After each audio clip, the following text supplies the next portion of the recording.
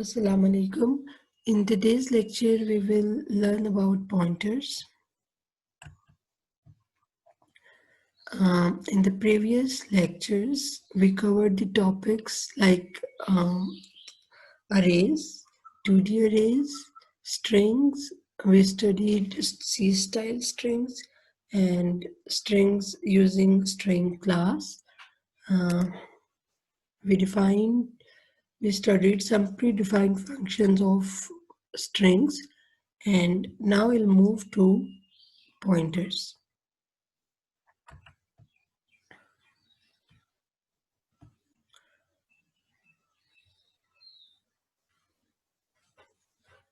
I'll cover following points related to pointers, like introduction to pointers, how to declare, initialize, and process pointers, what is the relationship between arrays and pointers, and the basic idea about the double pointers.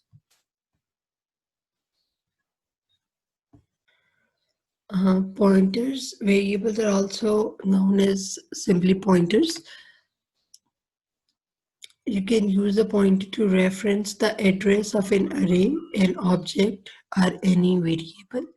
Pointers actually कहते हैं कि वो किसी भी जो variable होता है उसके एड्रेस को पॉइंट करते हैं. यानी जो आपका पॉइंटर होता है वो अपने अंदर जो वैल्यू स्टोर करवाता है वो मेमोरी का एड्रेस होता है. ठीक है, तो pointers are specifically used to store the memory address of any variable or any object. Okay, with the pointers we can use dereference operators direct to access the actual value at that specific memory location. यानी कि हम एक तो pointers के अंदर memory के address store हुआ होता है और उस मेमोरी एड्रेस के ऊपर वैल्यू क्या पड़ी हुई है उसको भी हम स्टैटिक के थ्रू जो है वो एक्सेस कर सकते हैं. और अगेन जो बेसिक इसका आइडिया है या बेसिक जो इसका कॉन्सेप्ट है वो ये है कि पॉइंटर्स क्यों यूज़ होते हैं. अपने अंदर पॉइंटर्स जो है वो मेमोरी के एड्रेस को स्टोर करवाने के लिए यूज़ होते हैं. ओके, जैसे हम इंटीजर को यूज़ करते हैं तो इंटीजर अपने अंदर क्या स्टोर करवाता है, कोई इंटीजर वैल्यू स्टोर करवाता है. जब हम लिखते हैं फ्लोट और किसी वेरिएबल का नाम तो इसका मतलब वो अपने अंदर कोई फ्लोटिंग पॉइंट वैल्यू स्टोर करवा सकता है. एंड कैरेक्टर अपने अंदर कोई जो है वो कैरेक्टर टाइप की वैल्यू स्टोर करवा सकता है. जबकि पॉइंटर्स अपने अंदर सिर्फ और सिर्फ क्या स्टोर करवाते हैं, मेमोरी एड्रेस स्टोर करवाते हैं किसी भी वेरिएबल का. ठीक है, अच्छा, जो मेमोरी होती है तो मेमोरी बाइट एड्रेसिंग यूज़ करती है और हर बाइट का एक यूनिक एड्रेस होता है. ठीक है, और जो वेरिएबल जैसे variables address is the address the first byte allocated to that variable. ठीक है, फर्स्ट बाइट का क्या मतलब है, जैसे आपके पास जो इंटीजर है वो स्टोर होने के लिए कितने बाइट्स लेता है, 4 बाइट्स. तो उसमें से जो फर्स्ट बाइट का एड्रेस होता है वो जो होता है जनरली उस वेरिएबल का एड्रेस होता है. और हमें पता होता है कि क्योंकि इसकी डेटा टाइप इंटीजर है तो उसका क्या मतलब है, यहाँ से लेके यानी इंक्लूडिंग दिस बाइट जो हमारे 4 बाइट्स है वो इस सी वेरिएबल का, इसके ऊपर यही वेरिएबल जो है वो स्टोर हुआ है. ठीक है, ओके, हम यहाँ पे कुछ वेरिएबल्स को देख रहे हैं. जैसे हमारे पास एक वेरिएबल डिक्लेयर हुआ है int count is equals to 5 और एक वेरिएबल जो है वो हमारे पास डिक्लेयर हुआ है कैरेक्टर लेटर और इसके अंदर हमने क्या वैल्यू स्टोर करवाई हुई है, ए हमने इसके अंदर स्टोर करवाया हुआ है. ठीक है, तो ये जो था ये हमारे पास क्या है, सिंपली वेरिएबल्स डिक्लेयर करने का तरीका है. और इसी तरह से जब हम पॉइंटर्स को डिक्लेयर करते हैं तो पॉइंटर्स को डिक्लेयर करते हुए हम क्या ज़रूरी है, सबसे पहले तो हमने ये बताना है कि उसकी डाटा टाइप क्या है. बिकॉज जो इंटीजर टाइप का पॉइंटर है वो अपने अंदर किसी भी इंटीजर टाइप की वेरिएबल के एड्रेस को स्टोर करवा सकता है. ठीक है, इसी तरह से जो फ्लोटिंग पॉइंट टाइप का जो पॉइंटर है वो अपने अंदर किसी भी फ्लोटिंग पॉइंट के वेरिएबल का एड्रेस स्टोर करवा सकता है।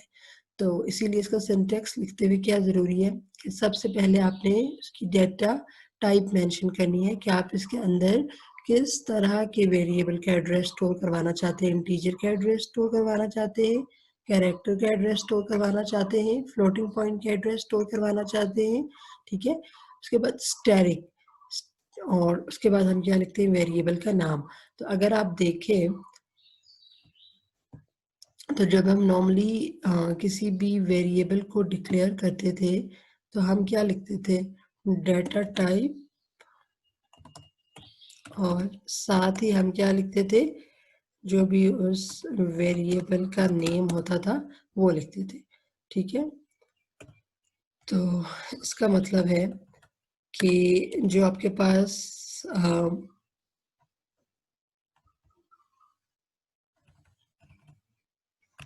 फ़र्क है बेसिक, एक डिक्लेयर करते हुए जो फ़र्क है वेरिएबल में और पॉइंटर में, वो क्या है कि यहाँ पे हम इसकी डेटा टाइप मेंशन करते हैं और साथ हम स्टैटिक डालते हैं और उसके साथ हम वेरिएबल का नाम लिखते हैं। यानी अगर आपने पॉइंटर बनाना है तो ये जो स्टैटिक है ये क्या है, मस्ट है, ठीक है। सबसे पहले आप इंट लिखेंगे, उसके साथ आप स्टैटिक लिखेंगे और फिर आप अपने वेरिएबल का नाम लिखेंगे। क्लियर? ओके। जैसे देखिए पीछे हमने वेरिएबल्स बनाए थे,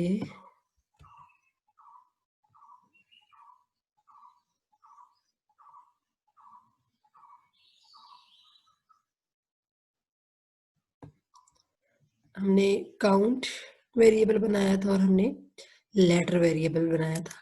अब अगर हम इनका एड्रेस स्टोर करवाना चाहते हैं तो उसके लिए हमने क्या बनाया है, एक हमने पॉइंटर बनाया है पी काउंट के नाम से और एक हमने जो है वो कैरेक्टर बनाया है पी लेटर के नाम से, ठीक है। अगर हम देखते हैं कि हम इस पॉइंटर के अंदर काउंट वेरिएबल के एड्रेस को और सिमिलरली इस पॉइंटर के अंदर जो हमने लेटर नाम से वेरिएबल बनाया था उनके एड्रेस को हम कैसे स्टोर कराते हैं। ओके, तो देखिए हमारे पास जो पॉइंटर है वो डिक्लेयर हो चुका था पीछे। अब हमने क्या लिखा है, P count is equals to address of count. ये जो है ये एड्रेस ऑपरेटर होता है।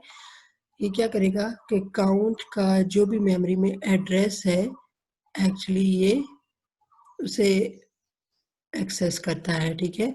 और जो भी एड्रेस होगा वो किसके अंदर स्टोर करवा देगा, पॉइंटर के अंदर स्टोर करवा लेगा, which is P count. Okay, और ये जो एड्रेस ऑपरेटर है ये क्या करता है, उस वेरिएबल का जो एड्रेस होता है वो रिटर्न करता है। तो जो भी काउंट का मेमोरी में एड्रेस होगा वो पॉइंटर को जो है वो इस पॉइंटर के अंदर क्या हो जाएगा, स्टोर हो जाएगा। अब देखिए ये आपका वेरिएबल है int count is equals to 5 और अगर हम मेमोरी में बात करें तो ये कैसे स्टोर होगा, ये कितने बाइट्स लेता है, 4 बाइट्स लेता है। ये आपका फर्स्ट बाइट है, ये आपका सेकंड बाइट है, ये आपका थर्ड बाइट है और ये आपका फोर्थ बाइट है, ठीक है। तो जो इसके अंदर एड्रेस स्टोर हुआ हुआ होगा वो कौन सा स्टोर हुआ हुआ होगा, मेमोरी के फर्स्ट बाइट का एड्रेस स्टोर हुआ हुआ होगा विच इज 0x1, ठीक है। तो इसका मतलब है अगर आप लिखते हैं int static P count is equals to address of point, sorry address of count, तो पी काउंट के अंदर कौन सा एड्रेस स्टोर हो जाएगा, ये एड्रेस इसके अंदर स्टोर हो जाएगा, ठीक है। और देखेंगे इसी तरह से आपका पी काउंट यानी आपका पॉइंटर वेरिएबल है ये भी तो मेमोरी में कोई ना कोई एड्रेस लेगा। तो ये जो है वो देखिए इसकी जो फर्स्ट बाइट है अपनी यानी पी काउंट जिस एड्रेस के ऊपर पड़ा हुआ है वो क्या है 0x5 और इसके अंदर जो वैल्यू स्टोर हुई हुई है वो क्या स्टोर हुई हुई है, वो आपके पास काउंट के जो है वो काउंट का एड्रेस स्टोर हुआ है यानी काउंट मेमोरी में जिस लोकेशन के ऊपर पड़ा हुआ है उसके फर्स्ट बाइट का एड्रेस जो है वो इस पॉइंटर के अंदर स्टोर हुआ है, ठीक। ओके, अब ये वाली जो स्टेटमेंट है आप इसको डायरेक्टली एक लाइन में लिख सकते हैं, जैसे ये आपका, और ये आप दोनों तरह से लिख सकते हैं। अगर आप यहाँ पे भी स्टैटिक लिखते हैं तो भी आपका पॉइंटर बन जाता है, इंट के फौरन बाद अगर आप स्टैटिक लिखते हैं तो भी आपका पॉइंटर बन जाता है। अच्छा, सबसे पहले यानी कि लाइन में अगर आपने इसको डिक्लेयर किया है तो जब हम इसको वैल्यू असाइन करेंगे तो फिर हम इसके साथ स्टैटिक नहीं लिखेंगे, ठीक है। ये अब हमें पता चल गया है कि एक्चुअली ये क्या बना है, एक पॉइंटर बना है, ठीक है। तो इसको अगर आप ऐसे लिखे इसका मतलब ये इंट स्टैटिक जो है ये इसकी जो है वो, इसका मतलब है इंटीजर टाइप का एक पॉइंटर है जो कि बन गया है, ठीक, डिक्लेयर हो चुका है। अब आपने अगर इसको वैल्यू असाइन करनी है तो दोबारा आप इसके साथ स्टैटिक नहीं लिखेंगे बल्कि p count is equals to address of count, ठीक है। और सेकेंडली आप इसको यहाँ पे डायरेक्टली उसी वक्त इनिशियलाइज करा सकते हैं जैसे कि ये हुआ है, ठीक है। तो जो बात यहाँ पे इम्पोर्टेंट है वो ये है कि अगर आपने इसको एक लाइन में डिक्लेयर किया है और दूसरी लाइन में आप इसको वैल्यू असाइन करना चाहते हैं तो उस केस में आप इसके साथ स्टैटिक नहीं लिखेंगे, बल्कि यहाँ पे अगर आप देखें तो इंट स्टैटिक का मतलब है कि ये इंटीजर टाइप का पॉइंटर है और ये आपके पॉइंटर वेरिएबल का नाम है। सो अब आप क्या लिखेंगे, p काउंट, सिंपली जो अपने पॉइंटर वेरिएबल का नाम लिखेंगे।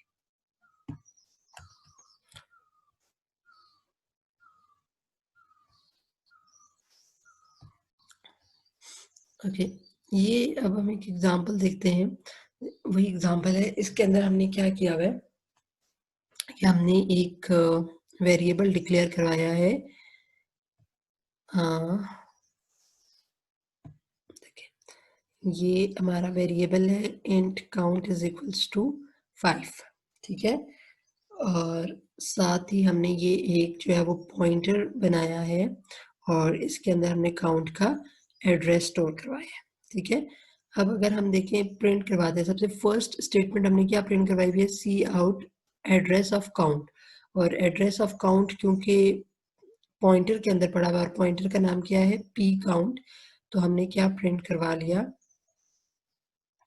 पी काउंट जो है वो हमने प्रिंट करवा लिया। तो पी काउंट के अंदर हमारे पास क्या प्रिंट हो जाएगा, जो भी आपके काउंट वेरिएबल का एड्रेस है। तो यहाँ पे आप देखें अगर तो आपके पास क्या प्रिंट हो रहा है, काउंट का एड्रेस प्रिंट हो रहा है और उसे हम किसके थ्रू, पॉइंटर के थ्रू जो है वो प्रिंट करवा रहे हैं, ठीक है। अच्छा, दूसरी बात अगर हम यहाँ पे देखें तो ये जो स्टेटमेंट है ये क्या है कि ये जो p काउंट एड्रेस है, यानी p काउंट के साथ जब हम स्टैटिक लिखते हैं तो फिर वो एक्चुअली क्या करता है, जैसे देखिए फॉर एग्जांपल अगर हम देखते हैं तो ये फॉर एग्जांपल आपका जो है वो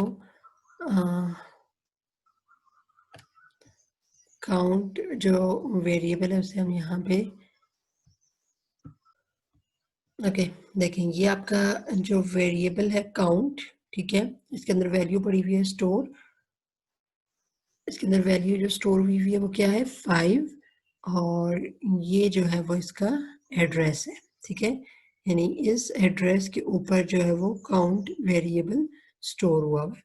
फिर यहाँ पे हमने एक पॉइंटर बनाया है, ठीक है, और इस पॉइंटर के अंदर क्या है कि काउंट का एड्रेस पड़ा हुआ है, ठीक है। ओके, और ये आपका जो पॉइंटर है p काउंट, तो इसके अंदर क्या पड़ा हुआ है, काउंट वेरिएबल का एड्रेस पड़ा हुआ है और ये इसका अपना एड्रेस है जिसके ऊपर p काउंट वेरिएबल जो है वो मेमोरी का एड्रेस जो इसने होल्ड किया हुआ है वो ये है, और जिस वैल्यू का जो वैल्यू उसने अपने अंदर स्टोर कराई हुई है वो क्या है, काउंट का एड्रेस है। ओके, जब हम स्टेटमेंट लिखते हैं सी आउट, और जब हम ये हमने स्टेटमेंट लिखी है स्टैटिक पी काउंट, तो इसका क्या मतलब है, स्टैटिक पी काउंट का मतलब है, देखिए पी काउंट का मतलब है ये वाला जो इसके अंदर एड्रेस स्टोर हुआ है, ठीक है, बिकॉज पी काउंट ने अपने अंदर ये वाला एड्रेस स्टोर कराया है। जब हम इसके साथ स्टैटिक लगाते हैं तो स्टैटिक का मतलब है कि इस एड्रेस के ऊपर जाओ और इस एड्रेस के ऊपर जो वैल्यू पड़ी हुई है, ठीक है, उसे एक्सेस करो। तो स्टैटिक पी काउंट का क्या मतलब है? पी काउंट के अंदर जो एड्रेस स्टोर हुआ है उस एड्रेस के ऊपर जो वैल्यू पड़ी हुई है, तो उस एड्रेस के ऊपर क्या वैल्यू पड़ी हुई है? 5, ठीक है। तो इसका क्या मतलब है? ये आपके पास क्या प्रिंट करवाएगा? 5 प्रिंट करवाएगा, बिकॉज पी काउंट ने अपने अंदर कौन सी वैल्यू स्टोर करवाई हुई है? 0x6FFE04 which is the address of count, और इस एड्रेस के ऊपर कौन सी वैल्यू पड़ी हुई है? 5 वैल्यू पड़ी हुई है। तो स्टैटिक पीछे भी हमने पढ़ा था कि it is a D reference operator. इसका मतलब, और जो मेमोरी के एक्चुअल उस एड्रेस के ऊपर जो एक्चुअली वैल्यू पड़ी हुई है उसे एक्सेस करता है, ठीक है। तो इन दोनों स्टेटमेंट्स में अगर अब आपने फ़र्क देखा, देखिए जब आप यहाँ पे लिखते हैं पी काउंट, तो आपने पी काउंट जो पॉइंटर है वो बनता ही इसलिए है कि वो क्या स्टोर करवाता है? वेरिएबल का एड्रेस स्टोर करवाता है। तो यहाँ पे इसके अंदर वेरिएबल का क्या स्टोर हो जाएगा? एड्रेस स्टोर हो जाएगा, ठीक है। और ये आपने जो है वो काउंट के एड्रेस को प्रिंट करवा दिया। और अगर आपने जो पॉइंटर के अंदर जो एड्रेस स्टोर हुआ है उस एड्रेस के ऊपर क्या वैल्यू स्टोर हुई है, अगर वो आपने प्रिंट करवानी है तो हम क्या लिखेंगे? स्टैटिक और अपने पॉइंटर का नाम।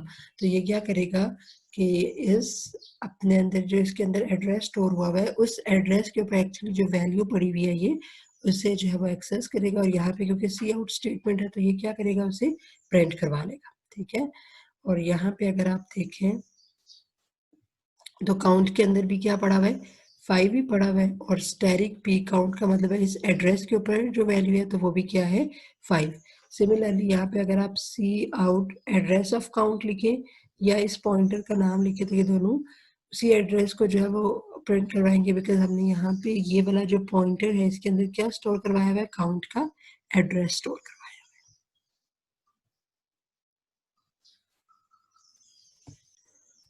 ओके, तो अभी तक हमने देखा कि हम पॉइंटर्स को डिक्लेयर कैसे करते हैं, और पॉइंटर्स जो हैं अपने अंदर मेमोरी का एड्रेस स्टोर करवाते हैं। हम और पॉइंटर्स के थ्रू उस एड्रेस के ऊपर पड़ी हुई वैल्यू को कैसे जो है वो एक्सेस कर सकते हैं। अब हम देखते हैं कि जो अरेज हैं बेसिकली, अरेज और पॉइंटर्स के दरमियान में क्या रिलेशन है।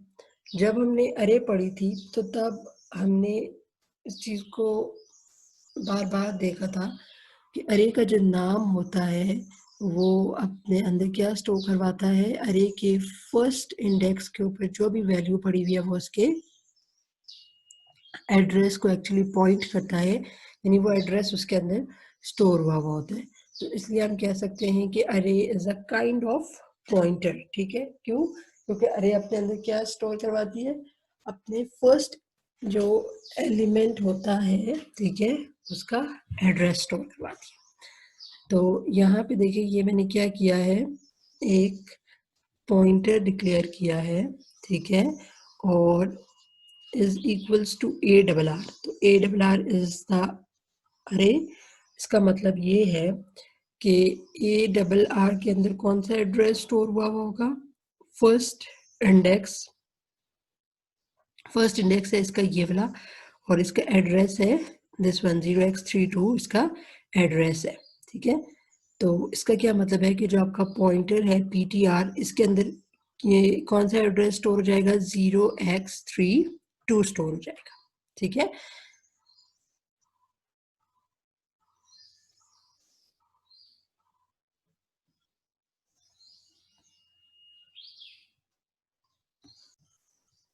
तो ये आपका ptr है, इसके अंदर क्या स्टोर हो जाएगा? 0x32 स्टोर हो जाएगा।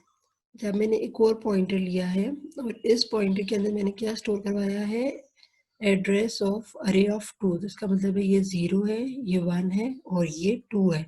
तो अरे के सेकंड इंडेक्स का जो भी एड्रेस है, तो अरे के सेकंड इंडेक्स का एड्रेस क्या है?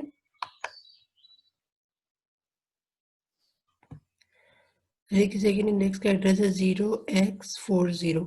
तो P1 के अंदर क्या स्टोर हो जाएगा? 0x40 स्टोर हो जाएगा, ठीक है। तो यहाँ पे मुझे इसके साथ एड्रेस ऑपरेटर लिखने की ज़रूरत नहीं है। क्यों एड्रेस ऑपरेटर लिखने की ज़रूरत नहीं है?